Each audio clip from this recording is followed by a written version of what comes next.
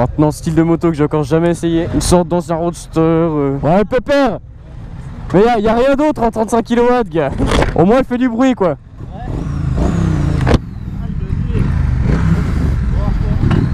Bien. Ouais, merci, ciao. Par contre, il n'y a pas de compte tour, je crois. Est-ce qu'il y a ça dans les infos, peut-être? Alors, 150 km jusqu'au prochain plein, 10h37, 10h37, 600 km au total. Donc, elle vient de finir le rodage. 660, ah. Oh, consommation instant. Ça, je vais regarder non-stop. Oh putain, ça pousse. Ah, ça pousse. Alors, nous sommes actuellement sur une Triumph Street Twin. Moi je voulais un Street Triple, putain, mais il n'y avait pas en 35 kW, wesh. Donc je me suis dit, autant essayer un style de moto que j'ai jamais essayé. Et donc c'est une sorte je ne sais pas, un roadster old school, un ancien roadster ou je ne sais quoi, mais c'est amusant.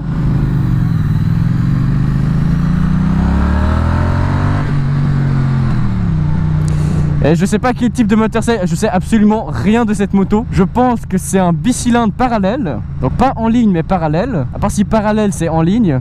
Enfin bref, je connais absolument aucune info sur cette moto. Je sais même pas sa cylindrée, rien du tout. Du coup, vous aurez les infos à l'écran. Puis moi je vous donne juste mon ressenti par rapport à ce que je ressens et tout ça. Blablabla, tout ce qu'il faut, machin. Donc apparemment elle est bridable en 35 kW. Vu qu'elle est bridée en 35 kW. En clignotant, putain. Vu qu'elle est bridée en 35 kW là. Je ne sais absolument pas si ça penche. Je ne sais absolument pas comment ça marche. Je ne sais absolument pas où sont les tours minutes. Mais je crois que c'est les tours minutes ça. Ouais, là ce que j'ai sous les yeux ça doit être les tours minutes. Quoique non, vu que c'était monté à 15 tout à l'heure. Non, c'est pas possible que ce soit les tours minutes. Enfin bref, je vais changer cette info parce que ça va me perturber tout le long. Jusqu'au plein, voilà, je vais mettre l'heure, c'est mieux. En tout cas, le bruit qu'elle fait, putain, c'est un truc de malade. Donc sur cette moto on a une boîte à 5 rapports. Parce que je vois qu'on a un petit rapport engagé ici. Puis je peux pas passer au-dessus de la 5. Et la 5 tu vois que c'est le mode éco quoi. Donc c'est la première fois que je monte sur une anglaise. Et que je roule une anglaise aussi. Et franchement, oh ça va. On n'est pas dépaysés. Hein, les européennes, ça va, ça va. Bon moi je vais aller par là parce que sinon il va me casser les couilles. Ouais, bah je pensais que j'aurais le temps de rentrer chez moi pour montrer cette moto à mon père. Mais je ne pense pas finalement. Ah ouais, ça pousse, vous êtes satellisé. Non franchement cette moto vu que c'est un bicylindre en ligne. Un bicylindre, ouais bref, un bicylindre. Même à 35 kW, je pense. Ok, c'est pas du tout le même style, mais je pense que ça pousse autant qu'une MT-07. Et sans déconner hein. Mais ça pousse, hein. C'est un truc de dingue. Après le châssis est peut-être pas fait pour. La position, c'est que là qu'on est vachement droit dessus, on est vraiment posé. Les jambes pas trop repliées, les cale-pieds juste en dessous. Le corps vraiment droit, les bras assez écartés avec le guidon, c'est vraiment une position assez vraiment confort quoi. Puis c'est la selle est vraiment super molle. Non même pas molle, mais la selle est vraiment super confortable quoi.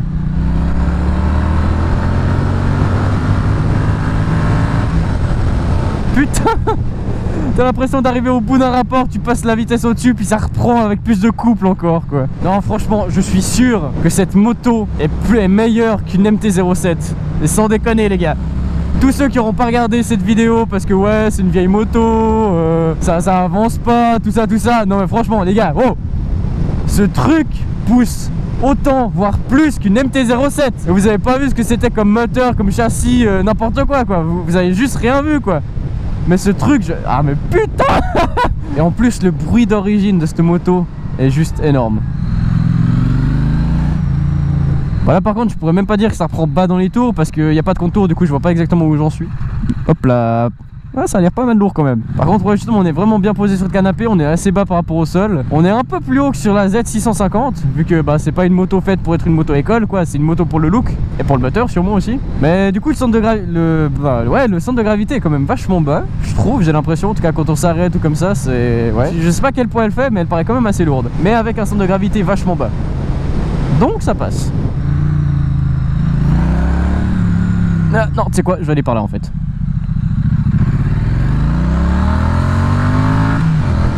Oui, alors non, je confirme, ça reprend vachement bas dans les tours.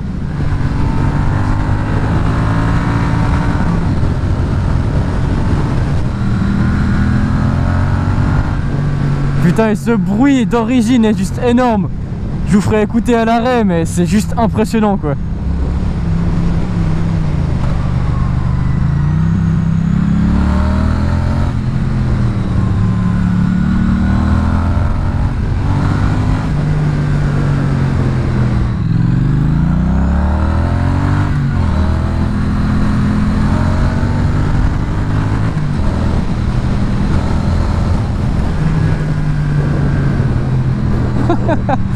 Oh putain.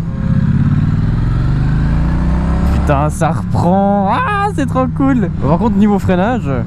apparemment, ah oui, d'après ce qu'il m'a dit, il y a blablabla, comme option, non pas du tout, pas comme option, comme accessoire, non plus, comme aide, voilà. Donc il y a ABS et traction control, contrôle de traction, oui, traction control. Et je pense bien qu'en full t'en as besoin de ton traction control, putain, ce truc est juste énorme. Ah puis le frein arrière, est-ce qu'il freine ou pas? Ah oui, le frein arrière il freine. Bon, moi je vais juste me poser ici, tac, on doit un petit peu cosy comme ça, tu vois. Par contre, oh putain, la béquille elle est... Ah, grave chiante. Parce que t'as le truc du pot là que tu dois juste pas toucher pour pas faire fondre ta botte, puis t'as le cale-pied qui gêne. Mais c'est pas grave parce que le design de cette moto fait le reste. Et donc vous allez voir comme elle est belle. Tada! Et franchement, moi je la surkiffe. Salut.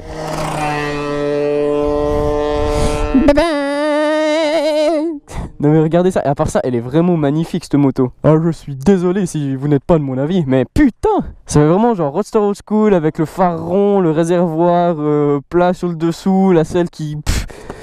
C'est beau quoi. On a aussi justement le pneu old school de chez Pirelli machin qu'ils mettent aussi sur les XSR. C'est vraiment une moto à tout faire en plus. J'ai regardé ce moteur en fait, je sais pas du tout, je crois que c'est... Ouais, ça doit être un twin parallèle. Je crois que c'est ça le nom qu'il donne. Et donc, ah, bah c'est le moteur de la Bonneville, 900 cm3 je pense du coup, vu que c'est marqué Bonneville 900 HT ici, mais puis elle est sale. Putain, elle est vraiment belle quoi. Ça serait vraiment la moto de collection que tu mettrais dans ton garage, puis que tu la sors pour faire les virées tranquilles quoi. Puis même les rétros qu'ils ont mis, ils sont pas, enfin ils font pas tâche quoi, ils sont adaptés, puis tu vois bien dedans aussi. Le phare fait, bah le phare, c'est un phare rond, mais c'est un phare moderne, avec justement le magnifique petit logo Triumph à l'intérieur, que j'aime trop. Les clignots, tu peux les laisser, ça gêne pas, ça va avec le reste. Le compteur qui fait vraiment moderne aussi. Pour moi, je trouve ça fait vraiment une finition moderne là, avec le phare noir, la petite plaque grise, gris clair comme ça, également pour le compteur, aussi pour les pièces pour crocher le phare, tout ça. Moi, je trouve juste magnifique. Le seul truc que j'aime pas trop peut-être, mais qui va avec le style, c'est ces petits soufflets là, qui sont juste useless. Mais sinon, elle est énorme cette moto. Franchement, rouler avec ça tous les jours, je le ferais pas. Mais si je devais prendre une moto pour rouler pépère, bah même pas quoi. Tu peux pas rouler pépère avec ça. Merde. Oh, joli aussi. Les suspensions arrière qui sont aussi à l'extérieur, bah, comme les vieilles motos quoi. Je sais pas si c'est vraiment une bonne ville ou si c'est juste, ou si ça c'est toujours appelé Street Twin. Bref, je vous laisserai mettre en commentaire. Je suis absolument pas un expert. Le feu arrière est aussi beau, pas très intégré, mais de toute façon il y a toujours moyen de modifier ça. Cette moto est un ensemble. Il n'y a pas des pièces qui excellent, qui sont plus belles que d'autres, c'est vraiment un ensemble quoi. Toute la moto est belle. Après tu pourras aussi sûrement trouver plein de défauts pièce par pièce, mais l'ensemble de cette moto est juste magnifique je trouve. Et donc là on va se grouiller de retourner à Cossonay pour la rendre. Bon, c'est vrai que j'ai peut-être l'air d'un petit con avec mes sliders et tout ça sur cette moto, mais elle est belle. Ah puis pour ceux qui font de l'interface, si ça intéresse, il y a les warnings. Et le bouton warning est assez beau, moi j'aime bien. Enfin il est en forme de triangle, c'est original à part ça parce qu'il n'y a pas... Généralement c'est juste un bouton rond ou je sais pas quoi, puis là ils ont découpé la forme puis ils l'ont mis comme ça comme bouton quoi. Original, moi j'aime bien. J'aurais essayé un peu d'enduro avec ce truc. Ah mais... Ah putain, traction control, je viens de l'activer. Attendez, je vais réessayer ici en donnant un gros coup de gaz sur le gravier là pour voir. Ouais, ça, il y a de la retenue mais ça part quand même quoi. Mais ça ne part pas en glisse. C'est ça que je voulais dire en fait. Pareil ici avec l'eau par terre. Putain, en fait, il est vraiment indispensable ce traction control quoi. Et le freinage est bon aussi. Je vais peut-être me faire un petit freinage genre juste ici là. Ouais, le freinage est excellent quoi. Enfin, j'ai l'impression que tous les freinages maintenant de toutes les motos que j'ai essayé sont excellents. À part la SV650 qui était juste dégueulasse quoi. Bon, puis forcément, c'est un freinage qui est beaucoup plus performant que sur la MT-03 aussi, vu que on est sur une moto de légende là. Elle est extrêmement bien finie, c'est pas une petite 300 quoi. Et vraiment, à part ça, la douceur de la boîte et la douceur de la 5ème vitesse quand t'es à 80, je trouve c'est juste impressionnant. Parce que justement là, on est à 80, avant ça, tu peux avoir des fourmillements à cause du bicylindre dans le cul, comme j'avais avec la Z. Puis là, tu te cales à 80, 90. Tu te cales en 5ème et tu sens absolument pas le moteur, il est vraiment super doux. C'est vraiment bas dans les tours, moteur super doux et ouais, tu ne sens absolument rien. Tu laisses juste aller quoi. Ouais. Franchement, la 5ème vitesse est vraiment super douce. Franchement, j'adore.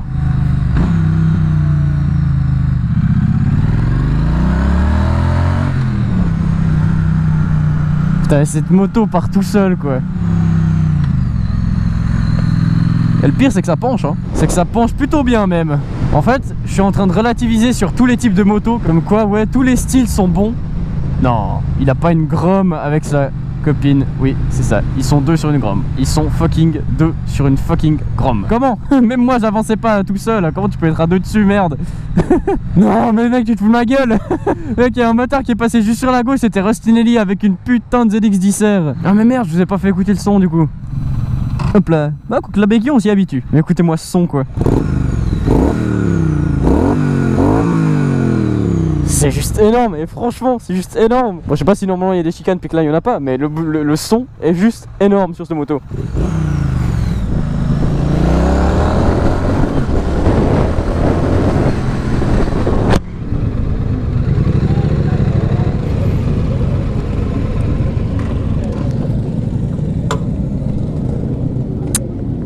Putain.